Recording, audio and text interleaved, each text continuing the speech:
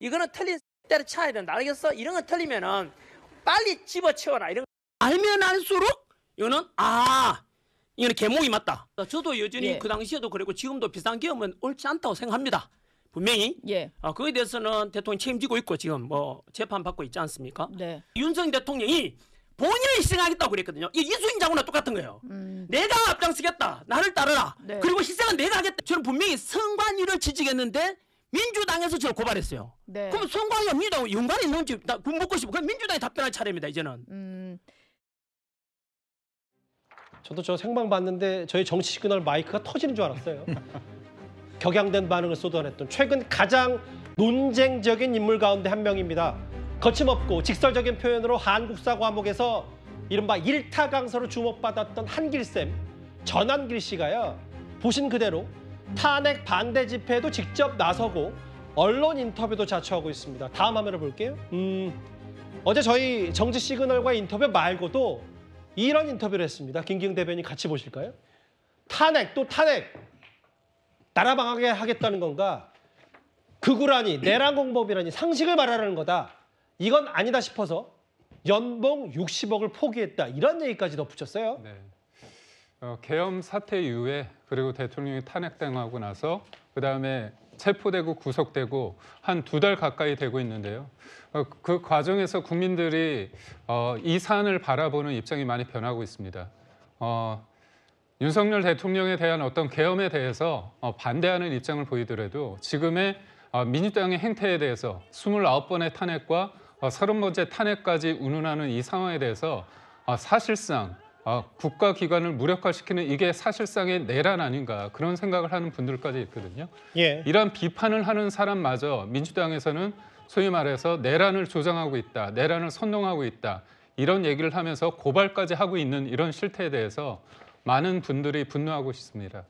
저는 전한길 선생님을 보면서 어떤 생각을 하냐면 이분이 사실 계엄에 대해서 반대 입장을 분명히 했습니다. 그리고 김건희 여사에 대해서는 굉장히 강하게 비판도 했습니다. 그러니까 본인 입장에서는 여야 가리지 않고 대통령에 대해서도 쓴소리를 했는데 이번에 선관위 관련해서 본인이 좀 비판을 하는 어떤 유튜브를 올리니까 이거를 선관위가 아니라 도리어 민주당에서 고발하겠다. 이 부분은 사실상 본인이 볼 때는 이틀막 하는 거 아니냐. 내가 한 말에 대해서 입을 막는 거 아니냐. 이거는 문제다. 이런 식의 어떤 생각을 한 것 같고요. 사실 어떤 사람이 어떤 입장을 낸다는 게 쉽지 않습니다. 그리고 이분은 유튜브 유명한 어떻게 보면 일타 강사이기 때문에 한 해 60억을 번다고 그러더라고요. 예. 그런데 이것 때문에 연봉은 처음 알았어요. 저도 저렇게. 그리고 세금만 예. 세금만 25억 원을 낸다고 그럽니다. 세금만요? 예. 그렇습니다. 그렇기 때문에 본인이 봤을 때는 어떤 정치적인 입장을 내므로써 손해보는 일이 있지 않습니까? 이런 희생을 감수하고서라도 내가 할 말은 하겠다. 이런 차원에서 그러니까 이분이 부정선거가 맞다. 이렇게 딱 단정적으로 얘기는 한 적은 없습니다. 예. 다만 선관위의 이런 여러 가지 상황을 봤을 때 이런 의혹을 키우고 있는데 선관위가 왜 독립기관이란 이유로 감사원의 감사마저 받지 않는 건 문제 아니냐. 그렇기 때문에 선관위가 여러 의혹에 대해서 선관위 서버나 여러 가지 데이터들을 공개하고 알겠습니다. 이 부분에 대해서 해명을 해라. 이런 얘기를 한 것 같습니다. 지난번 저희 뉴스탑 테레토도 짚어봤듯이 실제로 민주당이 이걸 정식 신고하겠다라는 얘기를 했고 다음 화면을 볼게요. 김진일 대변인 이런 것 같아요. 전한길 씨의 주장은 아니 나는 선관위 뭐 부정선거가 있다는 것도 아니고 들여다보겠다는 건데 그걸 마치 뭐 극우, 내란 공범으로 몰고 나는 선관위를 겨냥했는데 뭐 민주당이 날 갑자기 신고하고 카톡 검열하겠다고 겁주고 학생가르쳐 나 같은 사람 신고하냐 이 부분을 성토했거든요. 지금 좀 정확하게 구분을 해서 좀 봐야 될 부분이 있습니다. 지금 전한길 씨의 주장처럼 민주당이 전한길 씨를 수사기관에 고발 조치한 것은 아닙니다. 예. 어떤 플랫폼이 영상이 올라가는 플랫폼에 이 영상의 내용 중에 허위 사실과 다른 부분이 있다라는 부분을 가지고 누구든지 그런 부분들이 있다면 플랫폼에 신고할 수 있는 기능이 있습니다. 그런 기능을 활용해서 신고, 그래서 영상의 내용의 정확성을 좀 따져달라, 뭐 이런 부분들을 얘기한 것이고요. 지금 전환기 씨 같은 경우에는 사실은 뭐 좀 전에 연봉 얘기 나왔습니다만 굉장히 영향력이 큰 그 강사시죠. 이런 분이 정확하게 사실관계를 확인하지 않고 말씀을 하시는 것 때문에 그 말씀이 사실은 또 다른 오해를 불러일으키고 또 다른 의혹을 만들어내는데 영향을 주기 때문에 그렇게 저희가 그런 부분들에 대해서 조심해달라는 그런 말씀을 좀 드리는 것이고요. 지금 뭐 그 성관이 관련돼 가지고 이 모든 원흉이 바로 성관이다라고 하는데, 성관이에서 전환길 씨에게 직접 찾아가서까지 이런 이 개표 시스템이라든지 선거 관리 시스템에 대해서 설명을 하겠다라고 했을 때도 전환길 씨가 거부했다고 합니다. 그리고 국민의힘에서 지금 대변인께서 나오셔가지고 마치 진짜 이 선관위에 그 문제가 있는 것처럼 말씀하시는데, 지금 국민의힘은 좀 명확하게 좀 해주셨으면 좋겠어요. 부정선거에 대해서 정말 믿고 계시는 겁니까? 당 차원에서? 그렇다면 당 차원에서 이런 부분을 얘기하시고요. 지금 중앙선거관리위원회에서 조사를 거부하고 있다 이렇게 말씀하시는데, 윤석열 정부 들어서 중앙선거관리위원회에 대한 압수수색 100번 넘게 들어갔었습니다. 지금 잘못된 정보를 가지고 계속해서 부정선거를 확산시키는 그런 선동적 발언은 안 하시는 것이 좋겠다, 이런 말씀드립니다. 김진욱 대변인께서 김기웅 대변인을 언급하셨기 때문에 잠깐만요. 다만 저희가 준비한 화면을 봤다가 김기웅 대변인의 반론 분명히 드리겠습니다. 전환길 씨가 사실은 부정선거론, 부정선거가 있다라고 단언하지 않았지만 실제로 이걸 왜 음모론 취급하냐라고 얘기하고 있는데, 아예 개혁신당 이준석 의원과 설전까지 벌였습니다. 이준석 의원처럼 함부로 자기가 모르면서 음모론이라 취급하는 것은 그동안 그 부정성의 의혹을 캐온 사람들에 대해서 매도하는 것이다 생각하고, 사회적으로 저명한 강사인 전환길 씨 등 대표성 있고 책임 있는 인물들이 끝까지 책임 있는 자세를 보여줬으면 한다. 사전투표는 좀 동기 오잖아요. 네. 그거 과연 수개표 사람 있습니까? 같이 본 사람 있어요? 없습니다. 사전투표는 해당 선거구에서 자체 개표도 합니다. 이준석 의원도 마찬가지로 지가 모르니까 그런 거야. 본투표에선 이겼는데 사전투표에서 밀려가지고 떨어진 케이스가 접니다. 근데 제가 그러면 그 사안을 안 들여다봤겠습니까? 공부하라는 말을 누구한테 하고 있는 것조차가.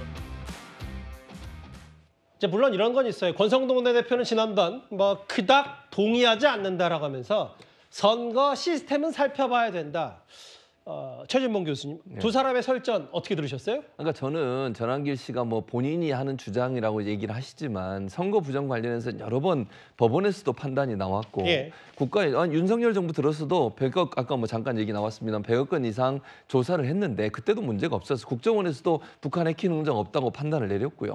그러면 그건 받아들여야 된다고 저는 봅니다. 그런데 문제는 뭐냐면 지금 물론 권성동 원내대표는 줄타기를 하시는 것 같아요. 그닥 동의하지 않는다 하면서 마치 부정선거에서는 동의하지 않는다는 얘기를 하시지만 뒤에 가면 선거 시스템을 살펴봐야 된다. 이건 음모론이 아니라 팩트 확인 차원이다. 그렇게 하니까 사람들이 이제 안 믿는 거예요. 그러니까 예를 들면 원내대표 정도 되면 명확하게 이건 부정선거 문제는 끝났다고 얘기를 해줘야 되는데 그렇게 얘기하지 않고 저렇게 애매모호하게 얘기를 하게 되면 이제 예를 들면 그런 생각을 갖고 있거나 거기에 좀 경도돼 있는 분들 같은 경우에는 그게 사실인 것처럼 믿게 되는 문제가 발생하게 되는 것이거든요.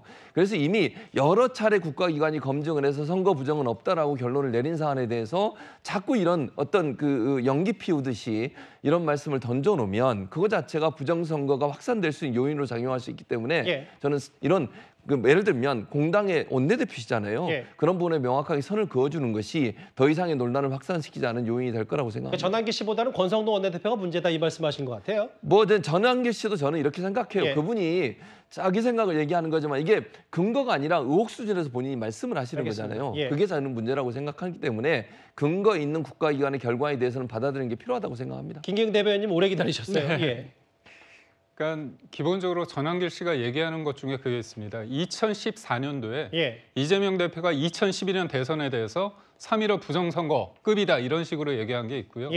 그다음에 김어준 씨가 그 이른바 부정선거 관련 더 플랜이라는 영화까지 만든 적이 있습니다. 그렇다면 민주당 쪽에서는 그 부분에 대해서 한번 입장을 내주시고요. 저는 개인적으로 부정선거를 믿지 않습니다. 근데 저는 이거죠.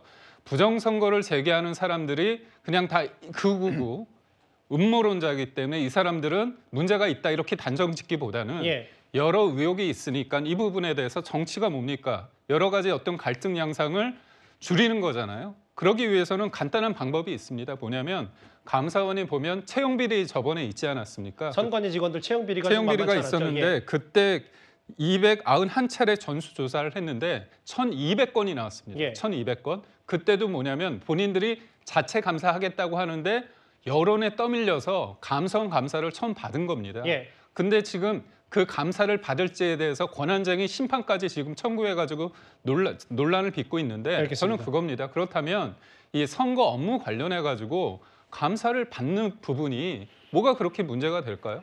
저는 국민의 세금이 들어가는 부분에 있어서 이 논란을 뭔가 끝마침하기 위해서 알겠습니다. 감사를 받을 수 있는 거 아닙니까? 이런 얘기를 하는 게 어떻게 음모론으로서 문제를 어떻게 보면 비판을 받아야 되는지는 저는 다른 차원이라고 다만 이제 야당에서는 감사보다는 일전에 법원 판단까지 이미 나온 마당에 또 이걸 확대 재생산하냐 이런 비판인 것 같고요.